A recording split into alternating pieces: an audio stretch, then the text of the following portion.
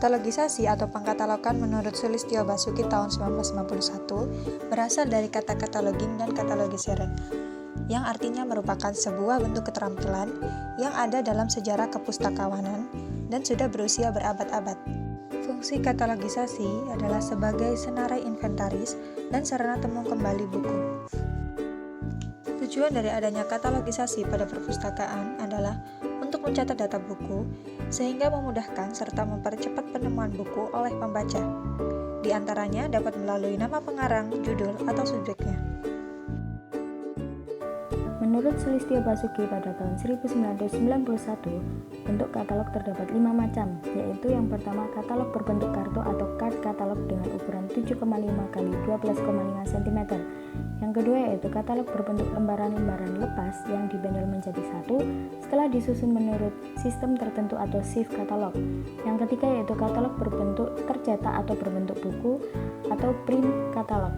Yang keempat, katalog dalam bentuk mikro, yaitu katalog yang dibuat dalam bentuk mikrofilm yang hanya bisa dibaca dengan alat bantu untuk bentuk mikro atau micro reader. Yang terakhir yaitu katalog dalam bentuk online komputer katalog, yang data bibliografinya disimpan dalam memori komputer yang dibaca melalui layar video. Menurut Zulfikar Zain pada tahun 2007 terdapat 2 kegiatan utama dalam katalogisasi atau pengkatalogan.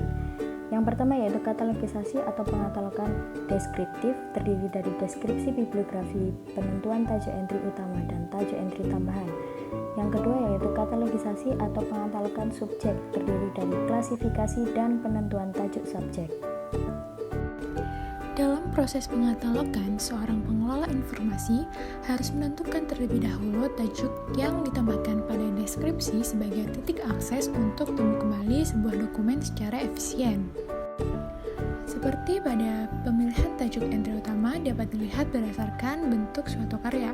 Salah satunya adalah bentuk karya terbitan berseri, di mana merupakan karya terbitan yang keluar dalam bagian secara berturut-turut dengan menggunakan nomor urut dan atau secara kronologi, serta dimaksudkan untuk terbit dalam waktu yang tidak ditentukan. Terdapat suatu tahapan proses katalog yang perlu diperhatikan oleh pustakawan. Sesuai dengan AACR, terdapat tabel alat bantu yang perlu diisi oleh pustakawan untuk dapat melakukan tahapan proses katalog.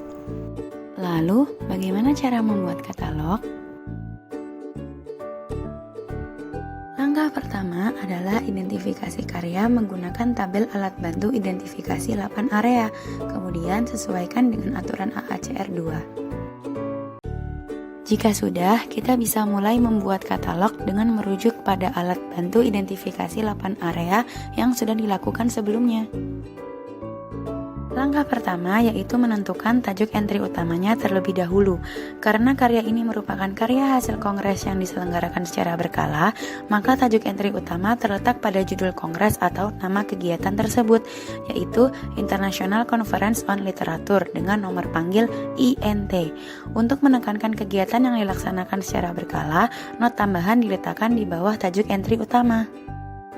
Kemudian menentukan title and statement of responsibility, yaitu kemudian menentukan daerah edisi. Karya ini merupakan edisi ke-25. Kemudian menentukan publication and distribution area, tempat, penerbit, tahun dan tanggal kapan karya diterbitkan. Kemudian menentukan physical description, yaitu berisi deskripsi fisik yang ada pada karya. Selanjutnya menentukan daerah series. Karena pada karya ini tidak terdapat series, maka daerah series bisa dilewati. Kemudian note area, berisikan catatan-catatan yang ada pada karya. Selanjutnya menentukan ISBN. Untuk katalog tambahan, berisi subjek, judul karya, editor, dan institusi atau lembaga yang bertanggung jawab terhadap karya. Sehingga kartu katalog akan berbentuk seperti ini.